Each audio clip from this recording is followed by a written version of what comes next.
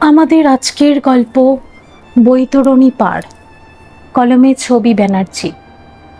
হাসপাতালের আইসিইউ বেডে অর্ধদগ্ধ ঝলসানো অবস্থায় মালিনী তার মৃত্যুকালীন জবানবন্দি দেবে।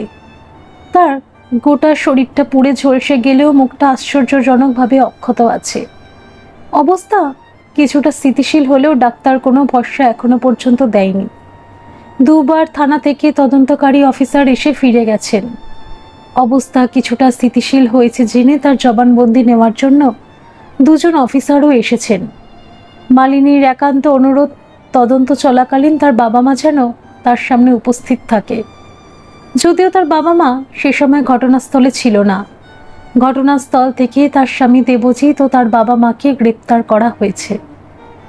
বর্ধমানের এক বর্ধিষ্ণু ব্যবসায়ী পরিবারে মালিনীর জন্ম। বাবা ধনঞ্জয় বসুর বর্ধমানে 4টে বিরাট ব্যবসা। পৈতৃক সূত্রে শুধুমাত্র জুয়েলারি ব্যবসা থেকে ধনঞ্জয় বসু আজ বিরাট হার্ডওয়্যারের ব্যবসা, প্রমোটারি ছাড়াও 2টো বড় বড় হোটেল কাম রেস্টুরেন্টের মালিক। এছাড়াও স্ত্রী অলকার নামে একটা বিউটি পার্লারও আছে।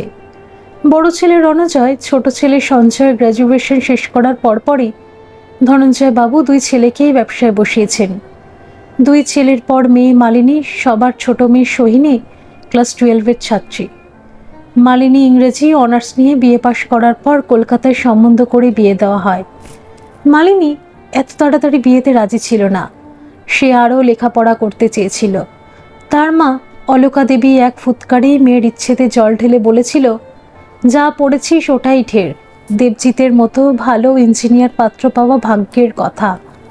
ছোট্ট পরিবার, একটাই ছেলে, নামকরা কোম্পানিতে মোটা মাইনের চাকরি করে। সংসারে কোনো ঝুটঝামেলা নেই। উত্তর কলকাতার আবাসনে 1800 স্কোয়ার ফিটের বাথরুমের বাড়ির মতো গ্যারেজ সহ ফ্ল্যাট। স্পষ্ট কথা শুনে রাখ, এমন পাত্রকে কোনোভাবেই হাতছাড়া করতে পারবো না। মালিনী বুঝে গিয়েছিল প্রতিবাদ করে কোনো লাভ নেই, তাই নীরবে নিজের ভবিতব্যকে মেনে নিয়েছিল। দেবজিতের ছিমছাম পরিবার ঝুটঝামেলা মুক্ত হলেও বিয়েটা ফাইনাল করতেই ধনঞ্জয় বাবু অলকাকে বিস্তর ঝামেলা পোহাতে হয়েছিল।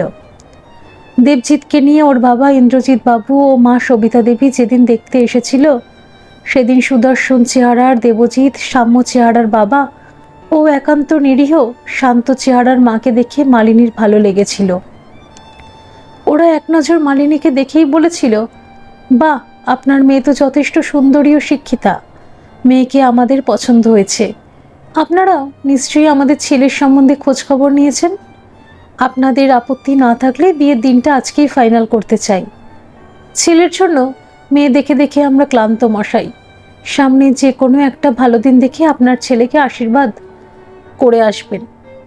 ধনঞ্জয় বাবু বললেন, আমরা সব খোঁজখবর নিয়ে আপনাদের ডেকেছি, কিন্তু আজই দিন ঠিক করা।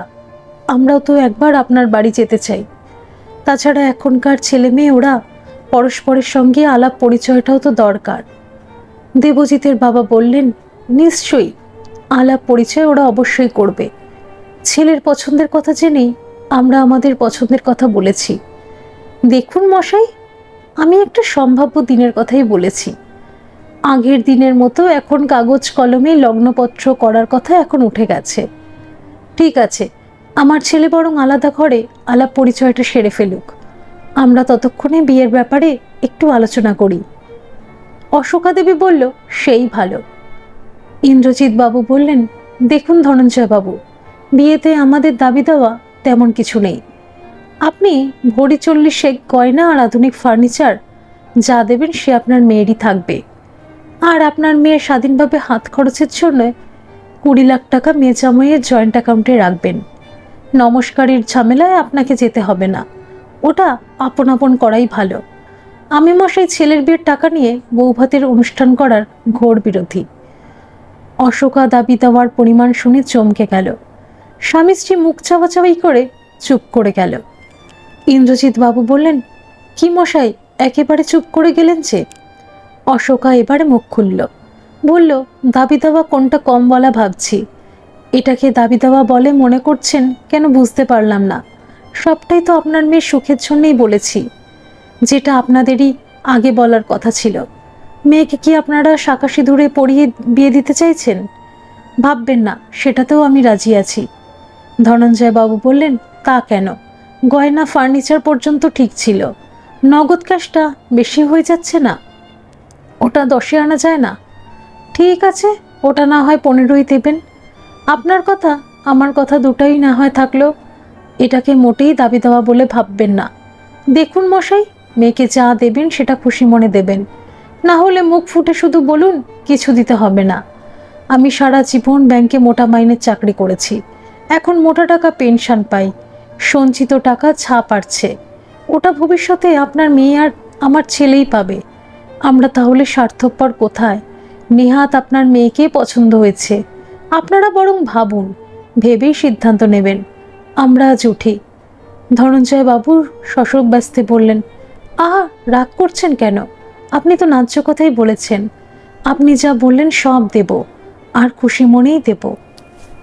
ধনঞ্জয় বাবু এক রবিবার 2 ছেলেকে নিয়ে কলকাতায় ঘুরে আসার পর বেশ খুশি মনেই বিয়ের আয়োজনে ব্যস্ত হয়ে পড়লেন। ঠিক 2 মাস পর ফাল্গুনের এক শুভ দিনে বিয়ের দিন ধার্য হলো।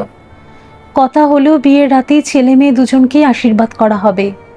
দেখতে দেখতে বিয়ের দিন এগিয়ে এলো। অনুষ্ঠান বাড়ি ঠিক করা, নিমন্ত্রণ পত্র ছাপানো, দূরে আত্মীয় স্বজনকে নিমন্ত্রণ পর্ব শেষ হয়েছে। প্রতিবেশী বন্ধু বান্ধব ইত্যাদি মিলিয়ে প্রায় 800 লোক নিমন্ত্রিত। এই 2 মাস ইন্দ্রজিৎ বাবু ও তার স্ত্রী প্রায় ফোন করে সব রকম খোঁজ খবর নিতেন, হবু পুত্রবধূর সঙ্গেও কথা বলতেন। ধনঞ্জয় বাবু, অশোকা দেবী ওদের আন্তরিক ব্যবহারে ক্রমশই মুগ্ধ হচ্ছিলেন। বিয়ের যখন আর 5 দিন বাকি, তখন একদিন ইন্দ্রজিৎ বাবুর ফোন এলো। ধনঞ্জয় বাবু ফোনটা রিসিভ করতে ইন্দ্রজিৎ বাবু বললেন, হ্যালো বেয়াই মশাই, কেমন আছেন বলুন। বেয়ান ঠাকুরানী, ছেলেমেয়েরা, আমার মামনি কেমন আছে? এখন থেকে আপনারা আমার পরম আত্মীয়। বরযাত্রীর জন্য একদম টেনশন করবেন না, বরযাত্রী 30 জনের বেশি যাবে না। ধনঞ্জয় বাবু বললেন, বরযাত্রীর কোনো অসম্মান হবে না ইন্দ্রজিৎ বাবু, বরযাত্রী তো 100 জন আসবে কথা ছিল। ভেবে দেখলাম আপনাকে ঝামেলায় ফেলা ঠিক হবে না। যা বলছিলাম, আপনার কাছে একটা অনুরোধ বলুন বা আবদারি বলুন, করতেই পারি। হ্যাঁ হ্যাঁ, অবশ্যই করুন, বলুন কি বলতে চান। আপনি বিয়ের আসরে আমার ছেলেকে শুধু ধান দুব্য দিয়ে আশীর্বাদ করবেন। আপনি হয়তো ভেবে রেখেছেন জামাইকে হীরের আংটি, রিস্টচেন আর গলার ভারী ওজনের হার দিয়ে আশীর্বাদ করবেন। আমি বলছি এসবের কোনো দরকার নেই, আপনার আশীর্বাদ ওর পরম প্রাপ্তি।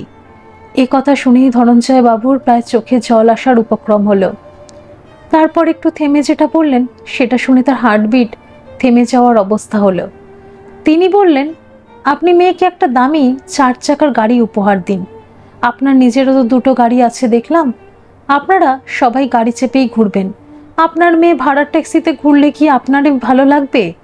আপনার তো কষ্ট হবে, হবে কি না আপনিই বলুন। ধনঞ্জয় বাবু একবার মনে হলো মুখের ওপর বলে দেয়, শালা লোভী চামারের বাচ্চা, যা শালা, তোর ছেলের সঙ্গে বিয়েটাই আমি ভেঙে দিলাম। কথাটা জিভের ডগায় এলেও মুখে বলতে পারলেন না। বাড়িতে আত্মীয় স্বজন আসতে শুরু করেছে, নিমন্ত্রণ সারা হয়ে গেছে।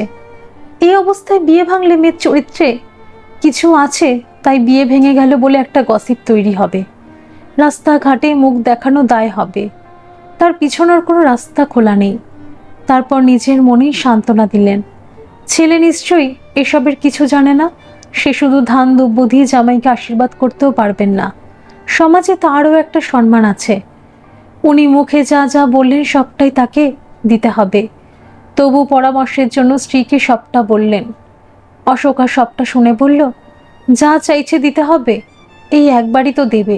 মেয়েকে দাবি দেওয়ার কথা কিছু বলার দরকার নেই। 2টো মেয়েকে যা দেবে 2 ছেলের বিয়েতেও আমরাও উসুল করে নেব। বিয়েটা ধুমধাম করে হয়ে গেল। ইন্দ্রজিৎ বাবু মেয়েকে জড়োয়া সেটা দিয়ে আশীর্বাদ করলেন। ফুলশয্যার রাতে দেবজিৎ মালিনীকে একটা ডায়মন্ড রিং পরিয়ে দিয়ে মুগ্ধ দৃষ্টিতে কিছুক্ষণ চেয়ে থেকে বলল, তুমি কি বিশ্বাস করবে, যেদিন প্রথম তোমাকে দেখি সেদিন আমার মনে হয়েছিল এই সেই মেয়ে যাকে আমি এতদিন খুঁজে বেরিয়েছি, এই সেই মেয়ে যার জন্য একটা পুরুষ হাজার হাজার বছর ধরে অপেক্ষা করতে পারে। তুমি কিছু বলবে না মালিনী? মালিনী বলল, আমার সব কিছু এখনো কেমন স্বপ্নের মতো মনে হচ্ছে। জানো, আমি এখনই বিয়ের কথা ভাবিনি। কিন্তু তোমাকে দেখে, তোমার বাবা মাকে দেখে আমার ভালো লেগেছিল। আচ্ছা, তুমি কি কবিতা লেখো? কেন বলো তো? আমার কথাগুলো কি তোমার কবিতার মতো মনে হলো? বিশ্বাস করলে না তো? মালিনী অপ্রস্তুত হয়ে বললেন, ছি ছি, কি বলছো তুমি? তুমি খুব সুন্দর কথা বলো। আসলে তোমার সঙ্গে আমার আলাপ পরিচয় তো খুব সামান্য সময়ের জন্য। এই সামান্য সময়টুকুতেই তোমাকে আমার ভালো লেগেছে। তুমি সারা জীবন আমার পাশে থাকবে তো? দেবজিৎ বলল, শুধু এ জন্ম কেন, জন্ম জন্মও আমি তোমার পাশে থাকব। অষ্টমঙ্গলা থেকে ঘুরে এসে প্রথম মালিনীর মনে একটা খটকা লাগলো। আত্মীয় স্বজনেরা সবাই চলে গেলেও বাড়িতে সবসময়ের জন্য দুটো মাসি ছিল, একজন কাজের, একজন রান্নার। সকাল বিকালে একটা ঠিকে কাজের মাসি ছিল। ফিরে এসে দেখলো অত বড় ফ্ল্যাটটা কেমন শুনশান করছে। তাদের নিজেদের বাড়িতে দুজন ড্রাইভার নিয়ে 5টা কাজের লোক, 2 দাদা, মা বাবা, বোন মিলে বাড়িটা সবসময় কেমন গম গম করত। রান্নাঘরে এসে দেখলো তার শাশুড়ি মা একাই রান্না করছে। মালিনী বলল, মা, আপনি রান্না করছেন কেন? রান্নার মাসি কোথায়? সবসময়ের মাসিকেও তো দেখতে পাচ্ছি না। শাশুড়ি মা বলল, ওরা বিয়ে উপলক্ষে কয়েকদিন ছিল মা। রান্নার মাসি রান্না এরা কেউ খেতে পারে না। তুমি ভেবো না, রান্না করা আমার বরাবরের অভ্যেস। তুমি এক জায়গা থেকে ক্লান্ত হয়ে এসেছো, যাও ঘরে গিয়ে একটু বিশ্রাম করো। মালিনী একটু অবাক হলেও কিছু বলল না। পরদিন মালিনী তার শাশুড়ি মার কাছে গিয়ে বলল, মা, আমি কখনো সেভাবে রান্না বান্না করিনি। আমি এখন আপনাকে রান্নাতে সাহায্য করি, এরপর রান্না করাটা আমাকে শিখিয়ে দিলে আমি ঠিক পারবো মা। আমি জানি তো মা, রান্না করাটা কিছু কঠিন কাজ নয়। তুমি ছেলে মানুষ, সদ্য বিয়ে হয়েছে, এরপরে তোমাদের হানিমুনে যাওয়া আছে। তোমাদের যাওয়ার দিন ঠিক হয়েছে তো? দেবু বলছিল তুমি সমুদ্র ভালোবাসো, তাই তোমরা আন্দামানে যাবে। যাও মা, গোছগাছ করে নাও। রান্না বান্না, সংসার, সেসব তো সারা জীবনই করবে। এখন কিছুদিন আনন্দ করো, স্বামীর সঙ্গে ঘুরে বেড়াও। 1টা বছর মালিনীর কেমন ঘোরের মধ্যেই কেটে গেল। হানিমুনে ছাড়াও দেবজিৎ তাকে আরও বিভিন্ন জায়গায় বেড়াতে নিয়ে গেল। তার শাশুড়ি মা তাকে টুকটাক হালকা কাজ ছাড়া কিছুই করতে দিত না। এই ফ্ল্যাটে একটা প্রৌঢ়া ঠিকা কাজের মাসে দুবেলা কাজ করে দিয়ে যেত। তার শাশুড়ি মাকে মালিনীর বড় অদ্ভুত লাগে। শান্তশিষ্ট মানুষটা সারাদিন সংসারে মুখ বুজে নিরলস পরিশ্রম করে চলে। মালিনী সাহায্য করতে গেলে বলে, মাগো, তুমি এখনো ছেলে মানুষ, তোমার এখন আনন্দ করার, ঘুরে বেড়ানোর বয়স। এসব কাজ করা কি তোমার অভ্যাস আছে? আচ্ছা মা, দেবু তোমাকে ভালোবাসে তো? এখানে থাকতে তোমার অসুবিধে হচ্ছে না তো? মালিনী লজ্জিত মুখে বলে, আপনার ছেলে খুব ভালো মা। আর আপনার মতো শাশুড়ি মা যার, তার কি কোনো কষ্ট থাকে? বড় ভয় হয় মা, বড় ভয় হয়।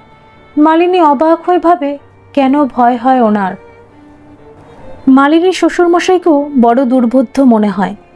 উনি তো বিয়ে ঠিক হয়ে যাওয়ার পর মামুনি মামুনি বলে ঘন ঘন ফোন করে কত খোঁজখবর করতেন, অথচ তিনি এখন দিনান্তের প্রয়োজন ছাড়া একটা কথাও বলেন না। তার শোয়ার ঘরের সামনেই রান্নাঘর। উনি দিনরাত ঘরে শুয়ে বসে থাকেন আর শাশুড়ি মাকে যেন চোখে চোখেই রাখেন। সে একটু শাশুড়ি মার সঙ্গে গল্প করলে বা কাছাকাছি থাকলে উনি ঘর থেকে বেরিয়ে এসে বলেন, এত জোরে কথা বললে আমার বই পড়তে অসুবিধা হয়, কতবার বলবো? বৌমা, তোমার এখানে কি কাজ? যাও, নিজের ঘরে যাও। শাশুড়ি মাকে তার বড় অসহায় মনে হয়। দেখতে দেখতে বিয়েটা 1 বছর পার হয়ে গেল। দেবজিৎ তাকে ভালোবাসায় ভরিয়ে রেখেছে। সে সকালে বেরিয়ে রাত 9টায় বাড়ি ফেরে। এত দীর্ঘ সময় মালিনীর মনে হয়, লেখাপড়া, চাকরি যখন কোনোটারই সম্ভাবনা নেই, তখন একটা বাচ্চা থাকলে বেশ হতো। শুধুমাত্র শ্বশুর মশাইয়ের সঙ্গে একটু দূরত্ব থাকলেও এই সংসারটাকে মালিনী ভালোবেসেই ফেলেছে।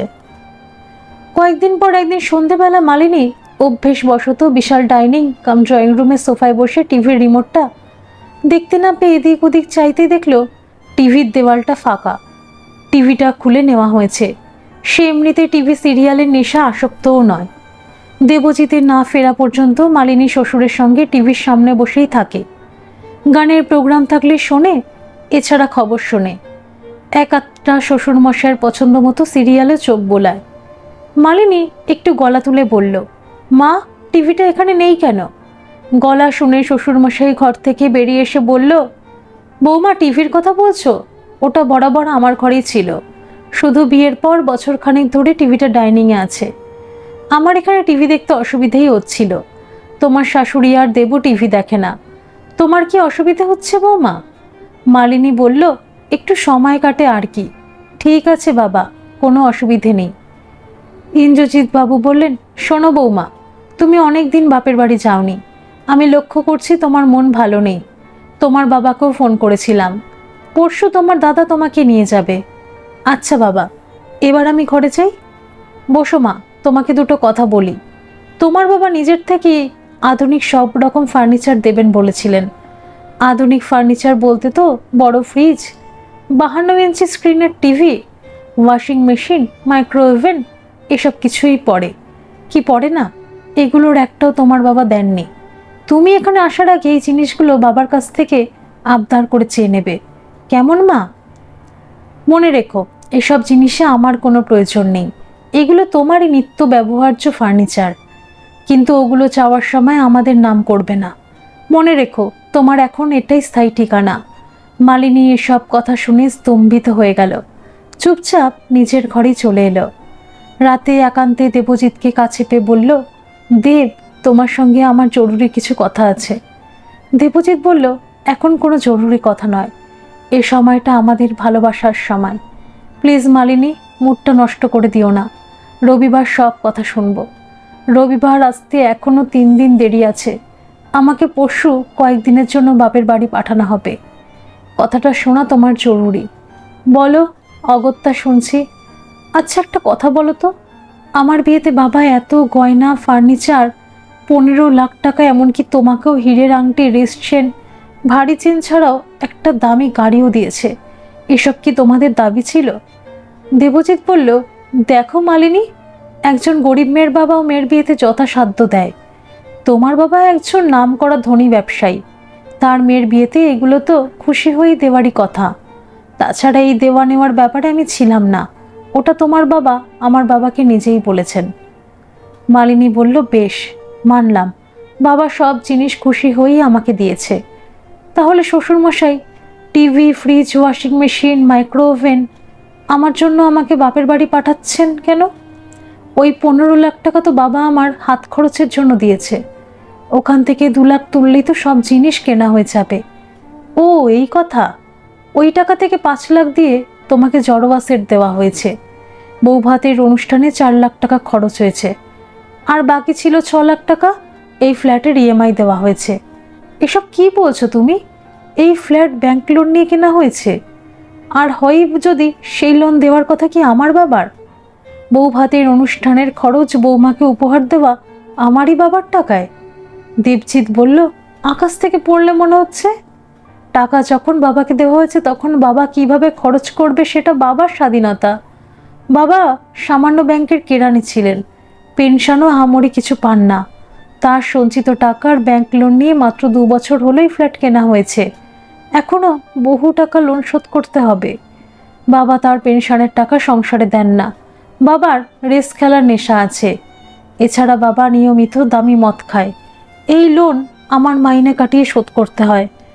তার ওপর গাড়ির খরচ মানে হাতি পোষার খরচ। আমি লোন কাটিয়ে সংসার চালাতে হিমশিম খাচ্ছি। মালিনী যত শুনছে তত অবাক হয়ে যাচ্ছে।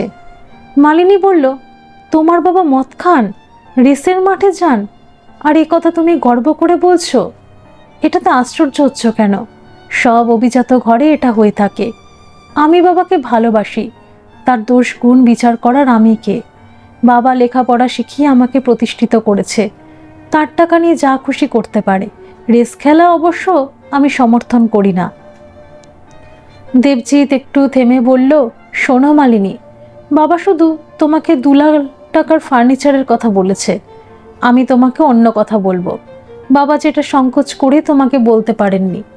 আমি যতটা মোটা অঙ্কের টাকা রোজগার করি বলে তোমার ধারণা, আমি অত টাকাও রোজগার করি না। ইঞ্জিনিয়ার পদটি যতটা শুনতে ভালো, কার্যক্ষেত্রে তার উল্টো। সকাল থেকে রাত অবধি খাটিয়ে তুলনায় স্যালারি যথাযথ নয়। মালিনী বলল, বিয়ের আগে সম্ভবত এসব কথা আমার বাবা মা জানতো না। এখন এসব শুনে আমার কী লাভ? তুমি অন্য কি কথা বলতে চাও?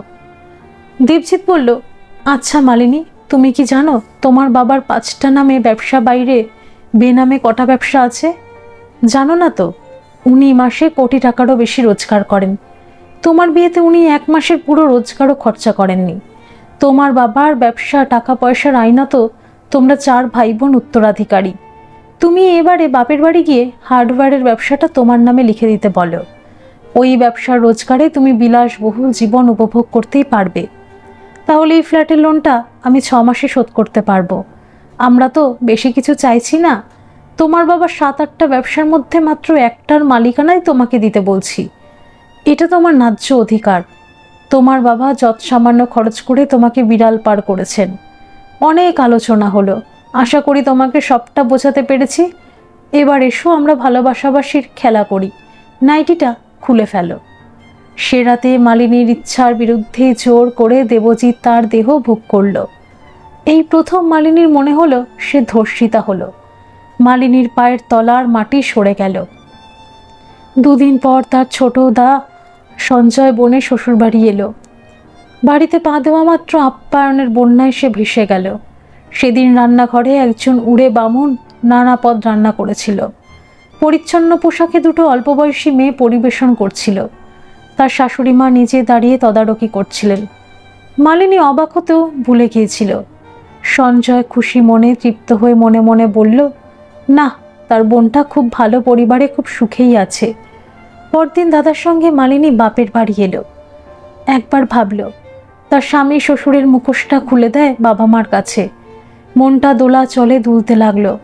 ওদের যা ভাবমূর্তি দাদা দেখে এলো, তাতে কি বাবা মা তার কথা বিশ্বাস করবে, নাকি সে শুধু ফার্নিচারগুলো দিয়ে একবার টিকে থাকার শেষ চেষ্টা করবে?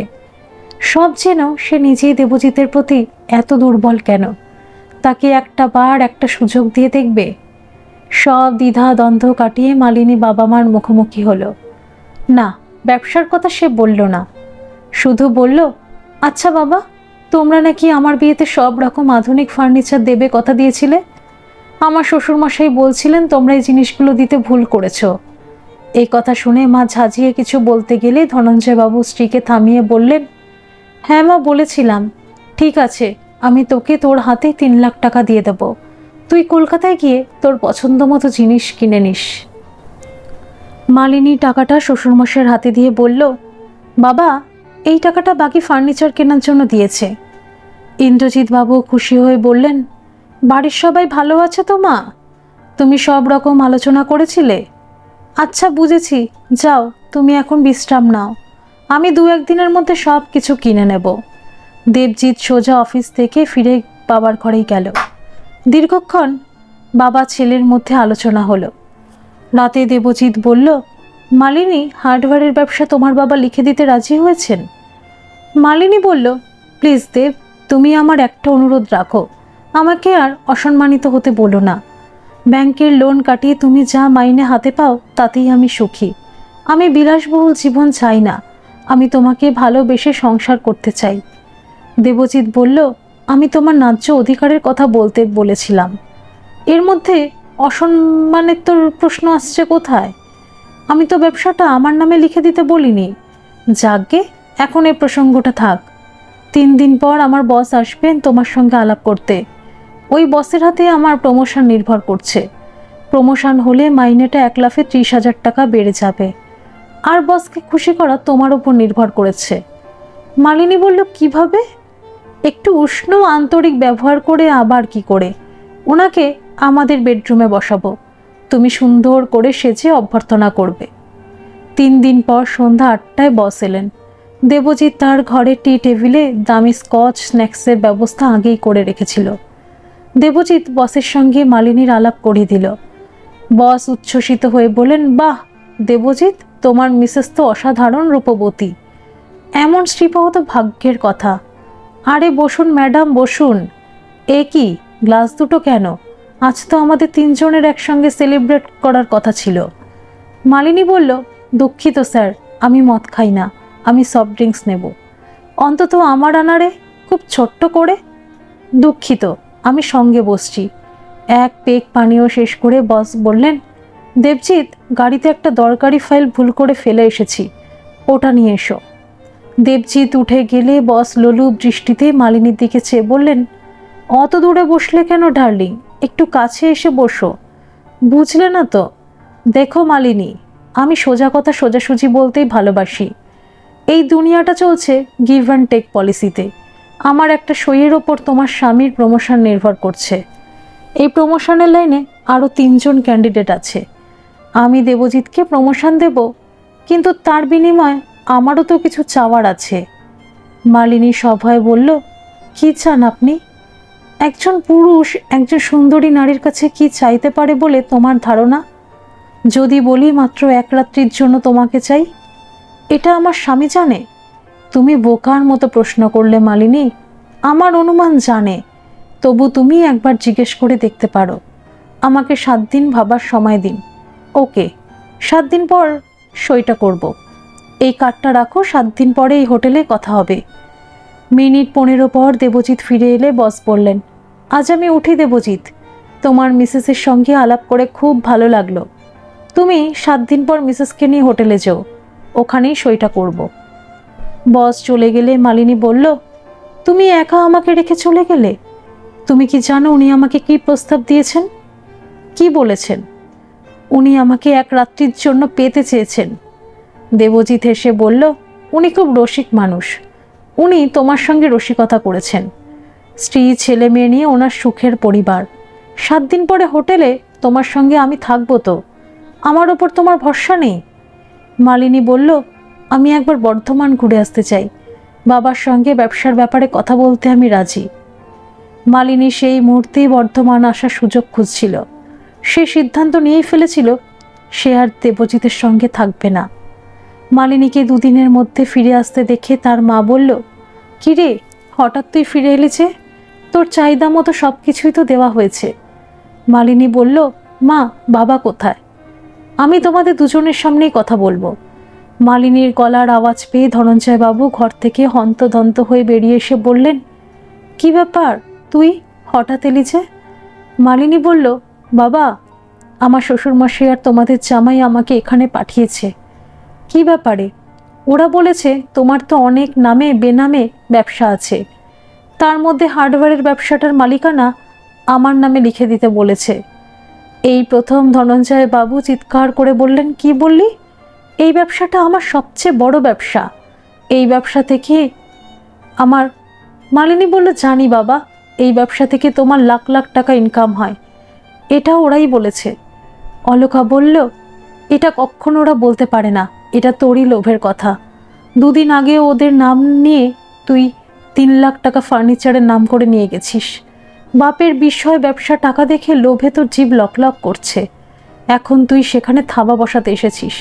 তোর লজ্জা করে না? মেয়ে সন্তান কি শুধুই শোষক?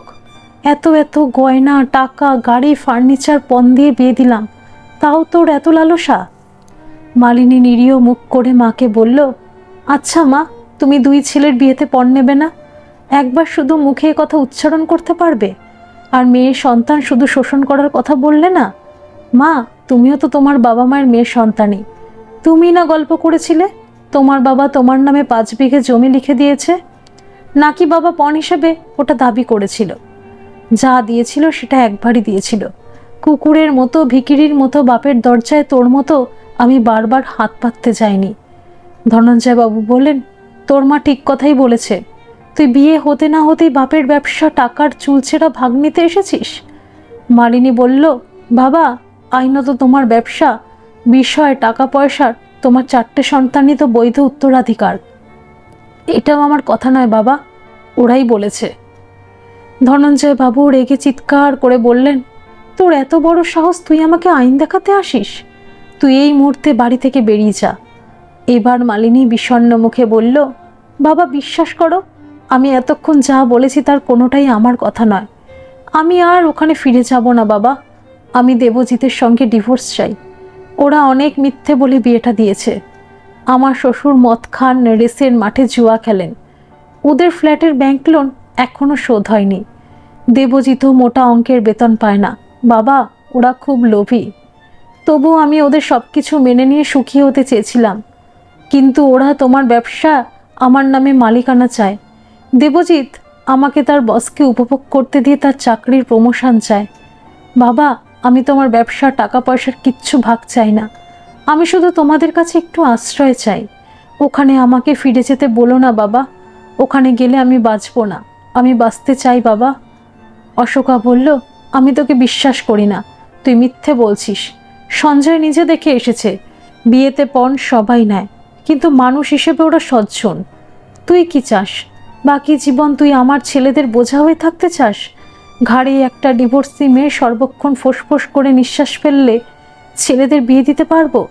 ছোট মেয়েটার ভালো ঘরে বিয়ে হবে, সমাজে আমাদের মান সম্মান থাকবে, ওরা রাশি রাশি টাকা গয়না ফেরত দেবে। এক কাপড়ে বেরিয়ে এসে বলছিস ডিভোর্স করবি? বিয়েটা কি ছেলে খেলা? মালিনী বলল, মা, নিজের সন্তানের থেকে টাকা পয়সা গয়না মান সম্মান তোমাদের কাছে বেশি দামি? শুধুমাত্র মেয়ে সন্তান বলেই কি বিয়ে দিয়ে তাকে বৈতরণী পার করে সব দায়িত্ব শেষ? তার বিপদে সামান্য একটু আশ্রয় দিতে হবে বলে নিজের মেয়েকে মিথ্যেবাদী বলছো? বিশ্বাস করো মা, আমি ভদ্রভাবে নিজের পেটের সংস্থান করলেই চলে যাব। আমি তো লেখাপড়া শিখেছি, চাকরি না পাই টিউশন করে একটু থিতু হতে যে সময়টুকু লাগে ততদিন পর্যন্ত আশ্রয় দাও। অশোকা বলল, বিবাহিতা মেয়েদের আসল ঠিকানা তার স্বামীর বাড়ি। মেয়েদের অনেক কিছু মানিয়ে নিয়ে চলতে হয়। বুঝতে পারছি তুই জামাইয়ের সঙ্গে রাগারাগি করে এসেছিস। 2-4 দিন থেকে রাগ পড়লে তোর দাদা তোকে পৌঁছে দেবে। মালিনী নিঃশব্দে পরদিন একাই শ্বশুর বাড়ি ফিরে এলো। মালিনীকে দেখে দেবজিৎ বলল, মুখ দেখেই বুঝতে পারছি কাজ হয়নি। যাকগে, তুমি রবিবার সেজে গুছে রেডি থেকো। বস রাত 9টায় যেতে বলেছেন। রবিবার আসতে আর 4 দিন বাকি। মালিনী মনে মনে ভাবল, তাহলে কি আমাকে আত্মহত্যা করতে হবে? বাঁচার কোনো রাস্তা কি খোলা নেই? এমন সময় শাশুড়িমা রান্নাঘর থেকে ডাকলো, বৌমা, একবার এখানে এসো। সঙ্গে সঙ্গেই তার শ্বশুরমশাই বললেন, বৌমাকে ডাকছো কেন? ওর সঙ্গে কি দরকার? দেবুর প্রমোশনের জন্য বৌমাকে সঙ্গে করে একটু মন্দিরে যাব বলতে ডেকেছিলাম। ঠাকুরের কাছে একটু মানসা করে পুজো দিয়ে আসবো। রবিবার দিনই তো বৌমাকে দেবুর সঙ্গে বেরোতে হবে। শ্বশুরমশাই খুশি হয়ে বললেন, সেই ভালো। বৌমা, তুমি দেবুর সঙ্গে যাবে তো? নিশ্চয়ই যাব বাবা। বস কথা দিয়েছেন উনি ওর প্রমোশনের ব্যাপারটা দেখবেন। দেবজিৎ ব্যাপারটা জানতো না। ওরা দেবজিৎ অফিসে বেরিয়ে যাওয়ার পর কাছাকাছি মন্দিরে গিয়েছিল। ফল ফুল মিষ্টিও সঙ্গে নিয়েছিল। শাশুড়ি বউ তড়ি ঘড়ি মন্দিরে পুজো শেষ করে একটা নির্জন জায়গায় বসে শাশুড়ি মা বলল, আজ আমি তোকে তুই করে কথা বলছি মা। আমি আজ যা বলবো সেগুলো সব তোর মোবাইলে রেকর্ডিং করে রাখ। তার আগে বল, তুই বাপের বাড়ি থেকে ফিরে এলি কেন? সব কথা বাবা মাকে বলেছিস? কেন ডিভোর্সের মামলা করলি না? মালিনী বলল, বাবা মা আমাকে আশ্রয় দিল না মা। তোর কেমন বাবা মা? সব চিনেও তোকে নরকের মধ্যে ঠেলে দিল। দেবু যেদিন তার বসকে বাড়িতে ডেকেছিল সেদিনই বুঝেছিলাম সর্বনাশ শুরু হতে আর দেরি নেই। আমি শুধু নির্জনে একটু কথা বলার সুযোগ কি খুঁজছিলাম। মালিনী বলল, তুমি আমাকে বাঁচাও মা, আমি বাঁচতে চাই। শাশুড়ি মা বলল, আমার ক্ষমতা খুব সামান্য মা, তবুও আমি শেষ চেষ্টা করব তোকে বাঁচাতে। তার আগে তোকে দুটো কথা বলি। এ বাড়িতে শুধু একটা বৃদ্ধা কাজের মাসি কেন, এ ব্যাপারে তোর কোনো কৌতূহল নেই? তোর শ্বশুর সব সময় আমাকে চোখে চোখে আগলে রাখতো কেন? পাছে সব কথা তোকে বলে দিই। তার সম্পর্কে তুই সবটা জানিস। তার শুধু মদ আর জুয়ার নেশাই ছিল না, তার মেয়ে মানুষের নেশাও ছিল। এসব আমি জানতে পারি তখন দেবুর বয়স 6। প্রতিবাদ করলে মার খেয়েছি। বেশি লেখাপড়া শিখিনি, কোন মুখে ছেলে নিয়ে মামার কাছে ফিরে যেতাম। মেয়ে মানুষের স্বামী ভালো না হলে তাদের পায়ের তলার মাটি থাকে না। মাটি না থাকলে পড়ে পড়ে মার খেতে হয়, না হলে মরতে হয়। আমার খুব ছোটবেলায় মা বাবা মারা যায়। আমি মামা মামির কাছেই মানুষ হয়েছি। তারা আমাকে মেয়ের মতো ভালোবাসতো। আমার মায়ের রেখে যাওয়া প্রচুর গয়না আর বাবার কিছু সঞ্চিত টাকা ছিল। সেসব টাকা গয়না মামা মামি নিজের ছেলে মেয়ের জন্য না রেখে সবটা আমার বিয়েতেই দিয়ে দিয়েছিল। মায়ের অর্ধেক গয়না মামা বিয়ের পর আমাকে দিয়ে বলেছিল, এগুলো তোর নিজের কাছে গোপনে রাখিস, কখনো বিপদে পড়লে এগুলোই তোকে বাঁচাবে। সেই এক পুটুলি গয়না আজও আমার কাছেই আছে। তোর গয়না, আমার বাকি গয়না সব তো শ্বশুরের হেফাজতে। ভেবেছিলাম ছেলেকে মানুষ করে একদিন সুখের মুখ দেখব। ছেলে লেখাপড়ায় মেধাবী হলো, কিন্তু একটু বড় হতেই বাপের কুগুণ তার মধ্যেও প্রকাশ পেল। অবাধে নারী সঙ্গ করত। শুধু জুয়ার নেশা ছিল না, বাপের মতোই চরিত্রহীন লম্পট লোভী হলো। দুটো অল্প বয়সী কাজের মেয়েকে সে গর্ভবতী করল, তা আজও আমার অজানা। বাপ ছেলে দুজনেই তাদের ভোগ করেছিল। অনেক টাকা পয়সা খরচ করে তাদের গর্ভপাত করিয়ে মুখ বন্ধ করেছিল। একজন মেয়ে আত্মহত্যা করেছিল না তাকে লোক দিয়ে খুন করিয়েছিল কে জানে। সেই থেকে আধবুড়ো কাজের মাসি রাখা। ভেবেছিলাম বিয়ের পর ছেলে শুধরবে, হলো না রে মা, আমার কপাল। মালিনী স্তম্ভিত হয়ে তার শাশুড়ি মার কথা শুনছিল। একটু থেমে আবার বলল, আজ বসকে তোকে ভোগ করতে দিয়ে প্রমোশন চাইছে, এরপর তোকে দিয়ে ব্যবসা করে টাকা কামাবে। ওদের বাপ বেটা সীমাহীন লোভ। এসবার কাজের কথা শোন মা, আমার কাছে যে গয়না সামান্য কিছু টাকা আছে সেটা তোকে দেব। আজ রাতে দেবু ঘুমিয়ে পড়লে তুই বেরিয়ে আসিস। তোকে কালকেই পালিয়ে যাওয়ার একটা সুযোগ করে দেব। তুই সোজা থানায় এই রেকর্ডিং শুনিয়ে ওদের নামে একটা অভিযোগ করবি। পাপের শাস্তি ওরা পাক, এটা আমিও চাই। তারপর তুই কোনো মেয়েদের হোস্টেলে চলে যা। তুই তো লেখাপড়া শিখেছিস, নিজের পায়ে না দাঁড়ানো পর্যন্ত এই গয়না টাকায় তোর চলে যাবে। জীবনটা অনেক বড় মা, আমি আশীর্বাদ করছি তুই মনের মতন জীবন সঙ্গী খুঁজে পাবি। তদন্তকারী অফিসাররা বললেন, একটু জল খেয়ে বাকিটুকু বলুন ম্যাডাম। মালিনী বলল, অফিসার আমি বাঁচব না, আমার জীবন শুরু না হতেই হয়তো শেষ হয়ে যাবে, কিন্তু আমার এই মৃত্যুকালীন জবানবন্দি কোর্টে গ্রাহ্য হবে তো? অফিসার বললেন, 100% হবে ম্যাডাম, আপনি থামবেন না। স্যার, আমার দেখা ভালো মানুষদের মধ্যে আমার শাশুড়ি মা পৃথিবীর শ্রেষ্ঠ একজন ভালো মানুষ। দেখবেন ওনার যেন কোনো শাস্তি না হয়। একটা মেয়ের খুন হওয়া বা আত্মহত্যার পিছনে শ্বশুরবাড়ির অপরাধের চাইতে দ্বিগুণ অপরাধী তার নিজের বাবা মা, তার পরিবার। আমার শাশুড়ি মা আমাকে বাঁচাতে চেয়েছিলেন, না হলে আমি আত্মহত্যার সিদ্ধান্ত নিয়েছিলাম। এই আত্মহত্যার পিছনে আমার বাবা মা সম্পূর্ণরূপে দায়ী। এই খুনের পিছনে তারাও সমান দায়ী। ওদের যেন স্যার দৃষ্টান্তমূলক শাস্তি হয়। পৃথিবীর প্রতিটি বাবা মা যেন কন্যা সন্তান ও পুত্র সন্তানে বিভাজন তৈরি করে কন্যা সন্তানকে বোঝা না ভাবেন। মালিনী একটা দীর্ঘশ্বাস ফেলে বলল, স্যার এবার প্রসঙ্গে ফিরে আসি। সেদিন দেবজি দীর্ঘক্ষণ শাশুড়িমার সঙ্গে থাকাটাই সন্দেহ প্রকাশ করেছিল তার বাবার কাছে। অনুমান করেছিল তার মা সব কিছু ফাঁস করে দিয়েছে, তাই সে রাতে মটকা মেরে ঘুমের ভান করে পড়েছিল। আমি দরজা খুলে বেরিয়ে আসতেই সে চুপি চুপি আমাকে অনুসরণ করে। আমারও তার মার কথোপকথন শুনতে পায়। তখনই আমার মুখে কাপড় চাপা দিয়ে বাথরুমে জোর করে ঢুকিয়ে দেয়। বাবাকে ডাকে। ওর বাবা আমার গায়ে কেরোসিন ঢেলে দেয়। দেবজিৎ দেশলাই কাঠি জেলে আমার গায়ে ছুঁড়ে দিয়ে বাথরুম বন্ধ করে দেয়। একটু ভুল করেছিল শাশুড়িমার মুখে কাপড় চাপা না দিয়ে, না হলে আমার মৃত্যু নিশ্চিত জেনে লোক ডেকে আত্মহত্যা বলে ঘোষণা করত। শাশুড়িমার চিৎকারে লোক জড়ো হয়। তারপর স্যারই হসপিটাল।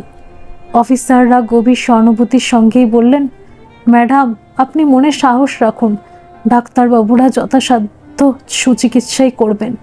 আপনি বেঁচে উঠুন ম্যাডাম। God bless you. ধন্যবাদ সকল বন্ধুরা।